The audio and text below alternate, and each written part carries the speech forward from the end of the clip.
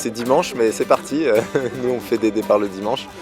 Ouais, troisième étape de cette solitaire Urgol Figaro. Donc, on est à mi-parcours. Il va se passer encore beaucoup de choses. Il s'est déjà passé beaucoup de choses.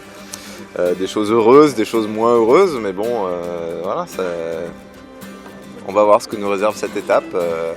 Elle est assez complexe avec des navigations dans les cailloux, dans les courants, avec des situations de météo qui vont être changeantes, avec une dorsale à traverser, une petite dépression qui va nous passer dessus. Enfin voilà, il va se passer beaucoup de choses sur cette étape encore.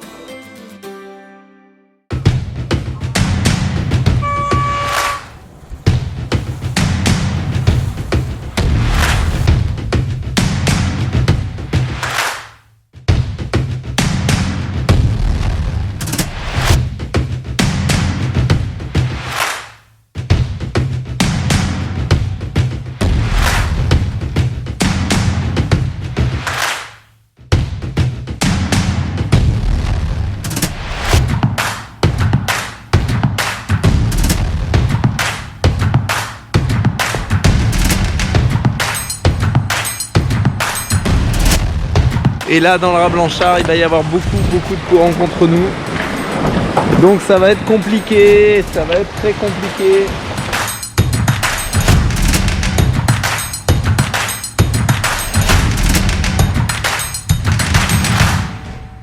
C'est joli. Wouhou, magnifique. La jument. Super. Bon, on est en train de passer Ouessant. Dans le Fromveur, c'est encore un endroit où il y a beaucoup de courants, décidément sur cette étape. Il y a beaucoup de courants.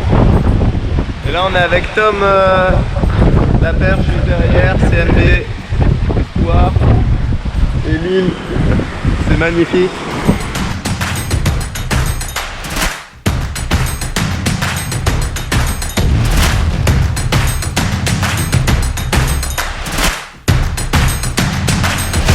Dès le début c'était pas facile, hein. La première nuit là, j'ai réussi à bien me positionner. Enfin non, quand on est allé à Bréa déjà c'était compliqué. Attends, je suis en train de me remonter le fil, tu vois, de l'étape doucement, là j'y arrive.